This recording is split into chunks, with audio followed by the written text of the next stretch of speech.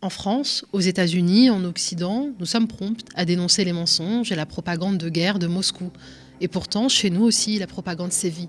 La censure des médias affiliés au Kremlin est passée comme une lettre à la poste.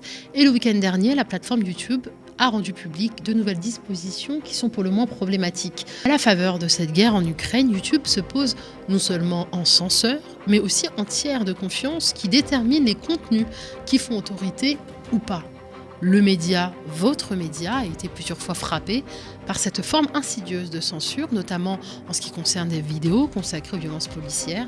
On se croirait revenu aux pires heures de la guerre froide, et contrairement à la productrice de télévision russe qui a dénoncé la propagande de guerre poutinienne, nous sommes en Occident bien moins conscients d'une censure qui est bien plus insidieuse, mais redoutablement efficace.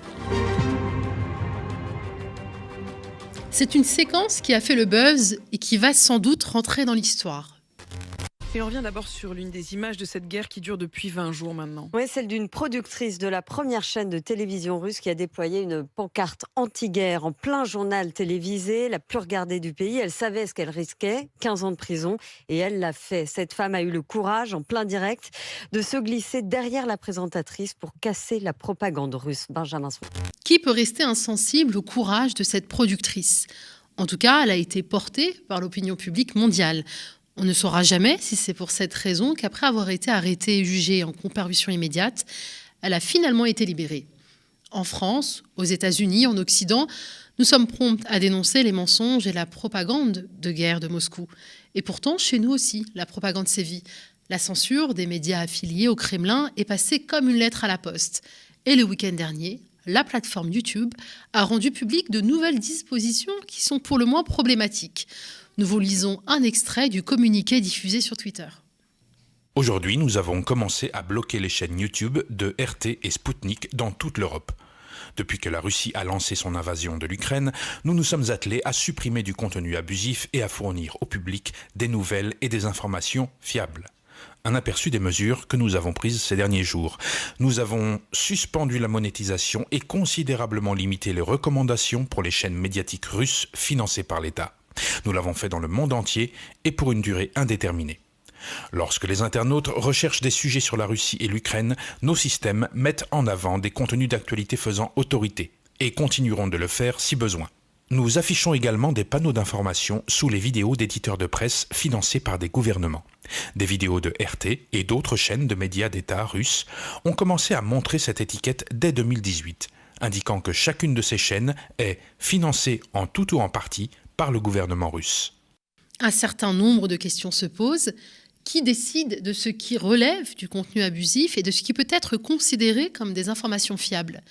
YouTube, filiale de Google, est avant tout une entreprise technologique. Qui sont ses responsables éditoriaux ? Se réunissent-ils ? Peuvent-ils diffuser auprès du public la liste de ce qu'ils considèrent comme des sources d'informations fiables et quels sont les critères qui leur permettent d'en juger ? Permet-il aux créateurs de contenu qu'ils caractérisent négativement d'exercer en quelque sorte leur droit à la défense ? YouTube est aujourd'hui un diffuseur qui a plus de pouvoir que les régulateurs nationaux de l'audiovisuel qui sont, eux, assujettis à des lois, à des règlements, à des procédures contradictoires. Et à la faveur de cette guerre en Ukraine, YouTube se pose non seulement en censeur, mais aussi en tiers de confiance qui détermine les contenus qui font autorité ou pas. Au plus fort de la crise Covid, la plateforme avait déjà montré les couleurs. Les contenus sélectionnés comme fiables étaient en réalité ceux des plus gros médias, en France, aux États-Unis et ailleurs, comme si justement des fake news venant des plus gros médias n'avaient pas été largement documentées ces dernières décennies.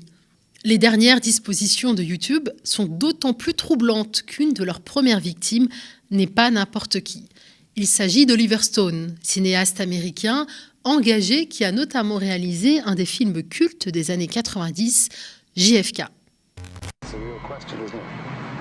The government's gonna jump all over your head, Jimbo. Why was Kennedy killed? By the same people that killed us, Pop. Nobody's gonna kill us. Who benefited? You have any idea what you're getting yourself into, Daddy-O? Who has the power to cover it up? Warner Brothers presents Kevin Costner Now we're through the looking glass here, people. in an Oliver Stone film. White is black, and black is white. People got to know. I'm a dead man! I say let justice be done or the heavens fall. Oliver Stone est également le réalisateur de Snowden, film qui raconte l'histoire d'Edward Snowden, lanceur d'alerte issu des services de renseignement américains. Snowden a révélé l'ampleur des systèmes de surveillance de masse mis en place par Washington et par Londres, et qui est devenu un des ennemis publics de l'Amérique, inculpé pour espionnage et passible de 30 ans de prison. Celui-là a l'air croustillant. Attends, comment c'est possible? Si tu veux, ça fonctionne comme Google, sauf que ça cherche pas seulement dans ce que les gens rendent public. Donc, les emails, les chats, SMS, tout ce qu'on veut. Oui, mais on vise qui? Je comprends pas. Tout le royaume, Blanche-Neige. La NSA a placé sous surveillance tous les portables du monde.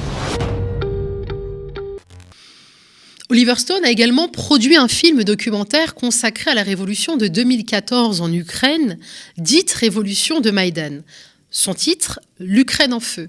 Un film mis en ligne sur YouTube depuis juillet 2021 est brutalement soumis à une limite d'âge, donc déréférencé dans la foulée des nouvelles dispositions de la plateforme. Et pourquoi ce film, manifestement considéré comme favorable ou complaisant vis-à-vis de Poutine, est-il ainsi censuré ? Parce que, et je cite, la communauté YouTube a jugé le contenu inapproprié ou choquant pour certains publics. En gros, le documentaire a été massivement signalé dans des conditions totalement opaques et YouTube a cédé aux auteurs des signalements sans spécifier leurs arguments aux victimes du signalement. Le média, votre média, a plusieurs fois été frappé par cette forme insidieuse de censure, notamment en ce qui concerne des vidéos consacrées aux violences policières. D'autres médias indépendants français ont subi le même coup. On se souvient notamment de la censure récente sur YouTube d'un documentaire de nos confrères de Off Investigation consacré à la crise des Gilets jaunes. Ce qui arrivait donc déjà à des petits médias sans protecteur arrive désormais à un réalisateur américain puissant mais dissident. Puissant mais considéré comme complaisant vis-à-vis de Vladimir Poutine, on se croirait revenu aux pires heures de la guerre froide. Et contrairement à la productrice de télévision russe qui a dénoncé la propagande de guerre poutinienne, nous sommes en Occident bien moins conscients d'une censure qui est bien plus insidieuse, mais redoutablement efficace.